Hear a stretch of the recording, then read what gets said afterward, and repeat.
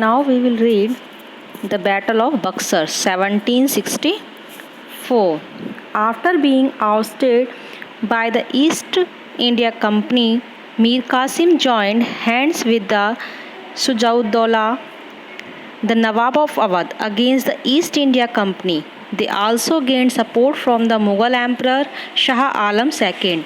They clashed with the forces of the East India Company at Buxar in 1764, where they were defeated. After the Battle of Buxar, Mir Qasim fled from the battle scene and spent the rest of his days in anonymity. Sujauddaulah escaped to Rohilkhand and Awadh was annexed by the East India Company. The Mughal Emperor Shah Alam II joined hands with the British. He also gave the East India Company the Diwani right, that is, the right to collect revenue in Bengal, Bihar and Odisha. Later, Sujauddaulah was given back Awadh, but he was now more of a representative of the British. देखिए, east India company से निकलने के बाद मीर कासिम ने सिजाउद्दौला से हाथ मिला लिया, जो क्या था, ब्रिटिश के अगेंस्ट था। और इन्हीं मुग़ल शासक जो था, मुग़ल रूलर था उस टाइम पे शाह आलम सेकंड, उसका भी साथ मिला। अब ये तीन पार्टी हो गई, ठीक है। तीनों ने मिलकर बक्सर में कंपनी से लड़ाई की, कंपनी से युद्ध किया, जिसमें क्या हुआ, कंपनी की ही जीत हुई। इसके बाद मीर कासिम जो था वो कहीं गुम हो गया, कहीं जाकर छुप गया, और सुजाउद्दौला जो था वो रुहेलखंड चला गया। मुग़ल शाह जो था, जो मुग़ल एम्परर था, वो ब्रिटिश के साथ मिल गया। और अब जो क्या हुआ, जब उसके साथ मिल गया तो उसने ईस्ट इंडिया कंपनी को दीवानी राइट भी दे दिया, और इस तरह से कंपनी का क्या हुआ, बंगाल, बिहार, उड़ीसा से रेवेन्यू कलेक्ट करने का भी उन्हें राइट मिल गया। Dual government in Bengal. After the battle of Buxar a dual government came into existence. Buxar की लड़ाई के बाद बंगाल में ड्यूल गवर्नमेंट देखने को मिली। ड्यूल गवर्नमेंट का मीन्स होता है कि वहाँ पर एक ही जगह पर दो लोग, जो दो रूलर्स थे, वो वहाँ देख रहे थे। एक ही प्लेस पर मीन्स दो रूलिंग पार्टी होना। तो एक रूलिंग पार्टी तो ब्रिटिश हो गई और दूसरी हो गई वहाँ के जो नवाब थे।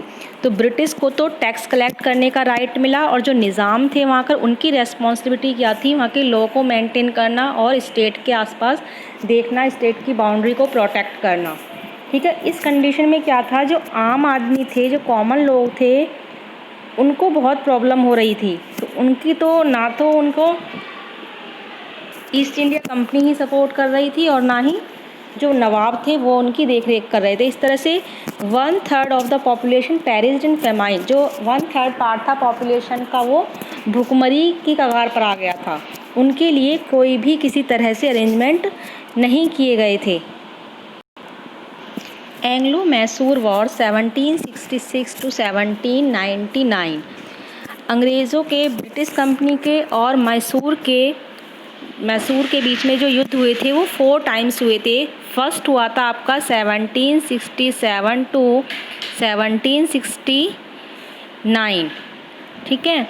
और जो सेकंड था फिर वो हुआ था आपका 1780 to 1784,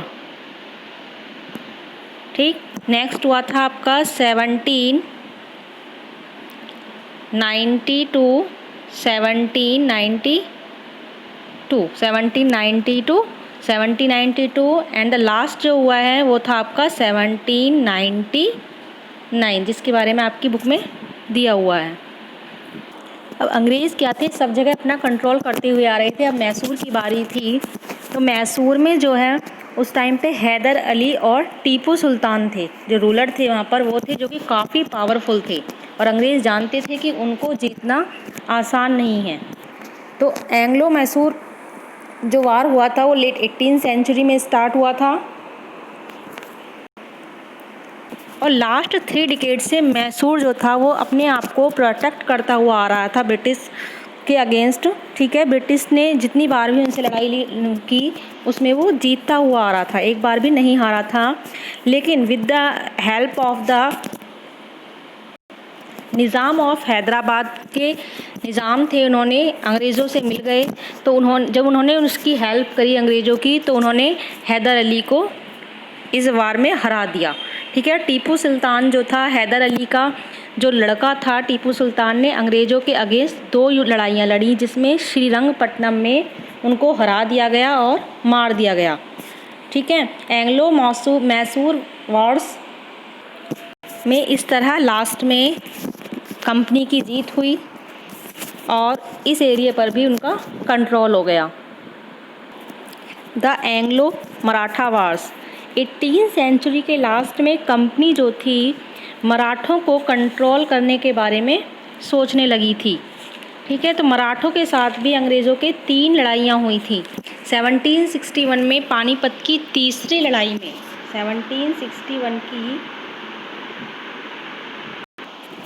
1761 में जो तीसरी लड़ाई हुई थी पानीपत की, उस जो एक मुग़ल रूलर्स के साथ हुई थी, उसमें क्या हुआ, मराठाओं की हार हुई थी, जिससे उनका जो दिल्ली पर रूल्स करने का सपना था वो ख़त्म हो गया था। अब दिल्ली पर वो रूल नहीं कर सकते थे। Maratha they belong to a dynasty, वो जिस डायनेस्टी से बिलोंग करते थे एज भोंसले, होलकर, सिंधिया एंड गायकवाड़, और इनको क्या कहकर रिप्रेजेंट करते थे, पेशवा, इनको पेशवा कहकर रिप्रेजेंट किया जाता था। It took 3 wars for the British to finally defeat the Maratha. जैसे कि मैंने अभी आपको बताया कि 3 लड़ाइयाँ हुई थी कंपनी के बीच और मराठाओं के बीच, जिसमें से 1879 में जो मराठा थे वो हार गए थे और कंपनी जीत गई थी। अब जो महाराज सिंधिया और नाना फर्नीस जो थे 18वीं सेंचुरी के 2 फेमस मराठा वॉरियर्स और पॉलिटिशियन थे। कौन कौन? महाराज Scindia and Nana फर्नीस were 2 most famous पेशवाज in latter half of the 18th century. Subsidiary alliance. The policy of subsidiary alliance was introduced by the Lord Wellesley. ये पॉलिसी किसने शुरू की थी? लॉर्ड वेल्सले ने। Under the policy of subsidiary alliance an agreement was made with the rulers whereby the British offered them protection in lieu of payment and certain administrative powers. इस policy में क्या था, जो rulers और British एक साथ मिलकर एक एग्रीमेंट बनाते थे। ब्रिटिश जो थे वो रूलर्स के साथ मिलकर एग्रीमेंट बनवाते थे, जिसमें ब्रिटिश जो थे वो कुछ पेमेंट्स के बदले, जो रूलर्स था उनको कुछ पेमेंट करता था, उसके बदले वो उनको अपनी सेनाएं देते थे, जिससे वहाँ के वो प्रोटेक्शन कर सके, ठीक है। लेकिन उसमें भी एक शर्त थी, उस राजा को, जो वहाँ पर उस टाइम राजा है, वो अपनी सेना वहाँ पर नहीं बना सकता था। अगर उसने उनकी ब्रिटिश की सेना ली हुई है तो वो अपनी सेना नहीं बना सकता था। In case a ruler was unable to pay the company for its protection service their kingdom was annexed. अगर किसी तरह से जो रूलर है वो उनको मतलब कुछ भी नहीं दे पाता था, पेमेंट नहीं कर पाता था, तो क्या करते थे, वो उसके राज्य को वहाँ पर हड़प लेते थे। Now we will continue in the next video. Thank you.